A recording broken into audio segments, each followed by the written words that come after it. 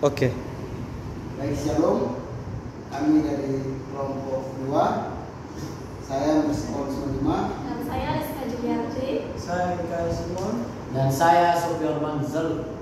Hari ini kami membawa mata pelajaran kelas 11 dengan tema yaitu pembelajaran berbasis problem solving atau pembelajaran berbasis masalah. Selamat menyaksikan. Shalom. Halo. Senang bisa melihat kalian semua ya. Wah, kami juga senang sekolah. Cantik-cantik, ganteng-ganteng. Nah, kita akan belajar. Sebelumnya kita berdoa terlebih dahulu. Berdoa dipimpin oleh anak Jim. Doanya gimana, Pak? Ini Ada saya. kita berdoa. Terima kasih Tuhan, kami sudah berkumpul di tempat ini. Kami mau belajar. Tuhan berkati guru kami saat ini yang sudah berkumpul di tempat ini untuk mengajar kami. Berkati kami anak-anak-Mu yang sudah berkumpul di tempat ini. Amin. Baik, pada hari ini kita akan belajar dari Alkitab, yaitu 1 Raja-Raja 3 ayat 16 sampai 28. Siapa yang tahu ini cerita tentang apa? Anak-anak ada yang tahu? Tidak tahu, Pak. Tidak tahu ya. Jadi ini menceritakan tentang Salomo.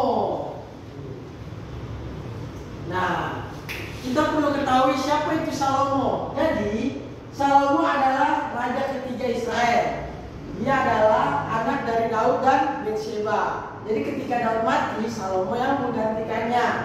Nah, dia dikenal sebagai raja yang bijaksana dan kaya raya dan memiliki kuasa yang banyak. Cara Salomo menyelesaikan masalah.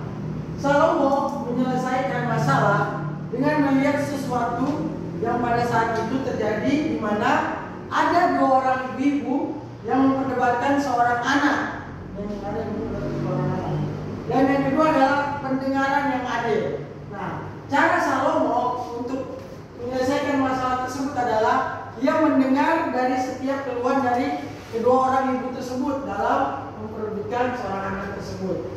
Yang ketiga adalah pengamatan tajam terhadap emosi dan hati. Nah, tentu saja ketika 2 orang ibu itu sedang memperdebatkan seorang anak tersebut, dia mengamati dari mukanya, dari cara-caranya dia berpendapat. Ada yang sedih dan ada yang seperti ya egois gimana gitu, gengsi-gengsi seperti itu ya.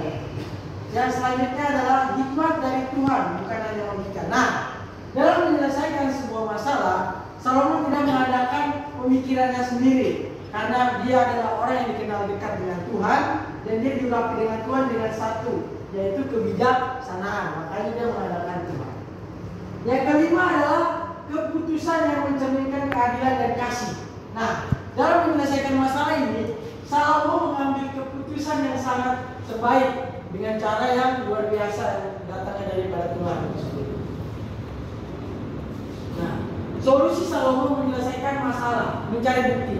Nah, seperti yang kita tahu, cerita Salomo ini dia menceritakan seorang 2 orang ibu yang memperebutkan satu anak, yang dimana 2 orang ibu ini datang untuk mengadu kepada Salomo. Dia datang untuk bilang, Salomo, ini anak saya, tapi mereka menuduh ini anak saya. Nah, dengan yang Salomo, cara menyelesaikan masalah yang pertama adalah mencari bukti. Nah, jadi dalam permasalahan itu Salomo bertanya-tanya kepada 2 orang ibu ini tersebut.